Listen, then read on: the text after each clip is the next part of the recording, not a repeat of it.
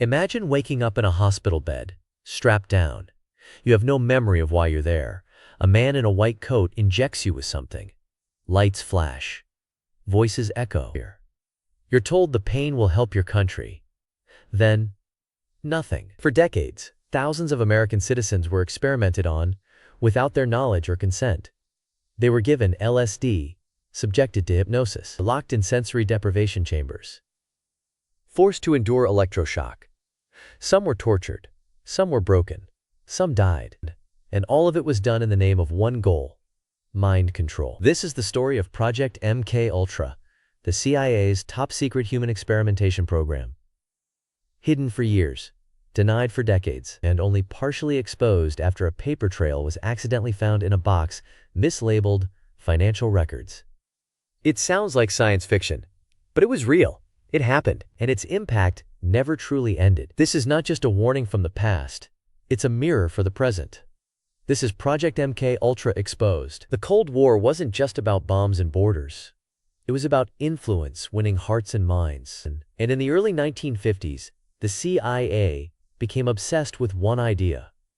Could a person's mind be controlled? The agency feared that the Soviet Union and China had developed psychological weapons capable of brainwashing prisoners of war. Reports from the Korean War described American soldiers making bizarre confessions on film. Were they coerced or programmed? The CIA wanted answers. And in 1953, under director Alan Dulles, they launched MKUltra. The program's purpose: investigate methods of controlling human behavior through drugs, hypnosis, sensory manipulation, psychological stress, and other extreme techniques. Its budget was secret. Its operations were classified, and its reach was global. At the heart of MKUltra was a fascination with LSD, a new psychedelic drug discovered by Swiss chemist Albert Hofmann in 1943. The CIA believed LSD might be the key to controlling minds. They tested it on prisoners, soldiers, prostitutes, college students, and unsuspecting civilians. Some were told, most were not. One early participant, biochemist Dr. Sidney Gottlieb, became the program's chief architect. He developed elaborate experiments involving LSD cocktails, sleep deprivation, electroshock, and psychological abuse. People were dosed without warning. Some lost their grip on reality permanently. Others were driven insane. In one notorious case, the CIA built a brothel in San Francisco, codenamed Operation Midnight Climax, and paid sex workers to lure men inside, where they were secretly dosed with LSD and observed through two-way mirrors. The goal? Understand how people could be manipulated under altered states of consciousness. MKUltra wasn't confined to CIA labs. Its experiments spread into prisons, military bases, psychiatric hospitals, and universities. At Lexington Narcotic Farm in Kentucky, drug-addicted prisoners were offered early parole in exchange for participation in drug experiments. They were given massive doses of LSD, mescaline, and other chemicals, sometimes daily, for weeks. At Edgewood Arsenal, soldiers were exposed to chemical agents to study psychological effects.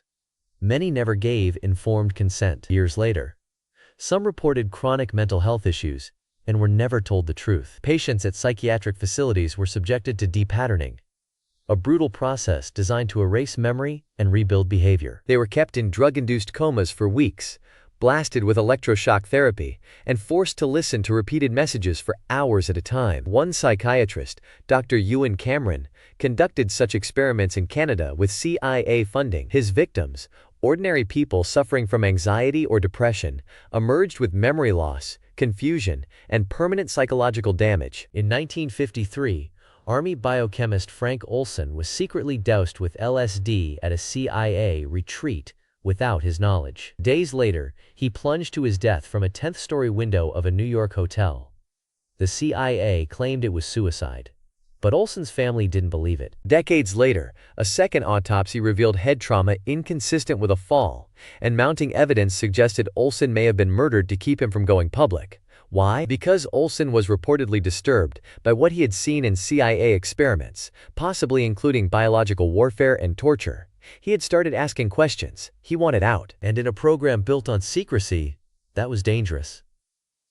To this day, the full truth behind Frank Olson's death remains one of MKUltra's darkest mysteries. By the mid-1960s, MKUltra had over 150 known subprojects. Many operated through front organizations and funded researchers who had no idea they were working for the CIA. Universities like Stanford, Harvard, and Columbia were unknowingly complicit. Grants were issued.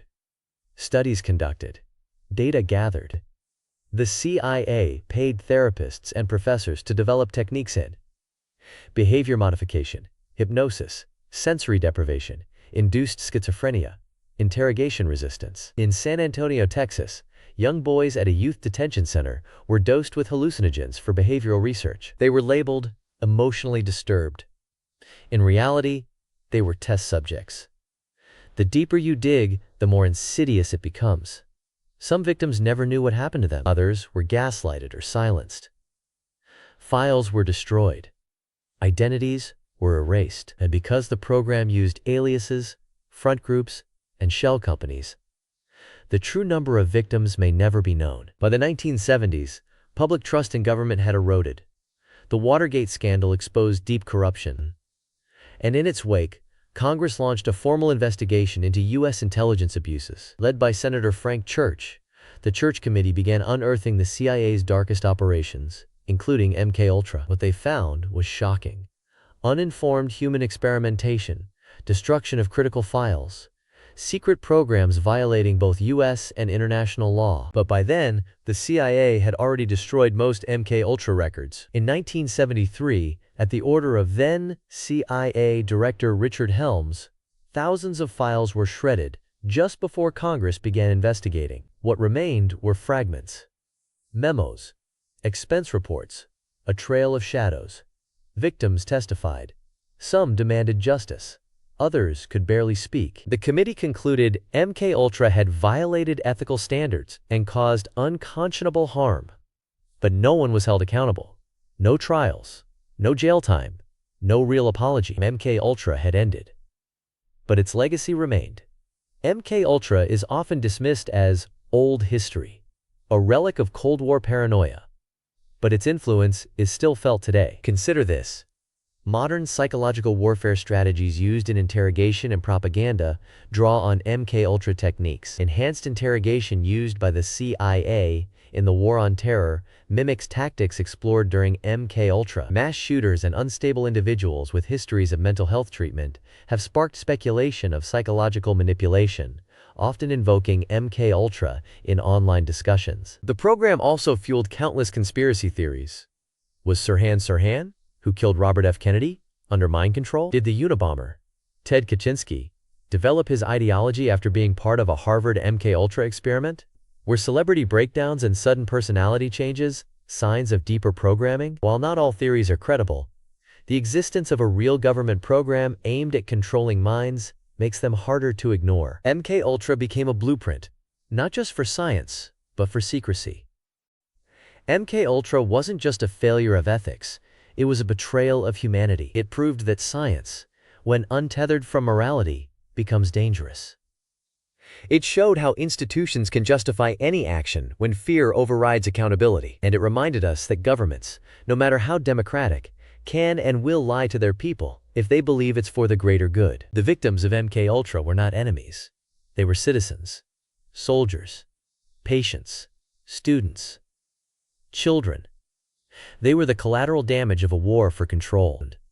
And though the documents are now declassified and the program officially ended, the real question is, has the mindset ever changed? If they did it once, with paper and needles, what could they do now, with algorithms and AI? They dosed their own. They erased memories. They called it national security. This was Project MKUltra, a secret that stayed buried for decades until fragments of the truth emerged. If you believe in accountability, in ethics, in the right to control your own mind, this story matters. You've just witnessed the truth they tried to erase. This was the secret CIA mind control experiments, Project MKUltra Exposed. Subscribe to Curell Case Files for more real investigations into the hidden history of power, because freedom of mind begins with knowing how they tried to take it.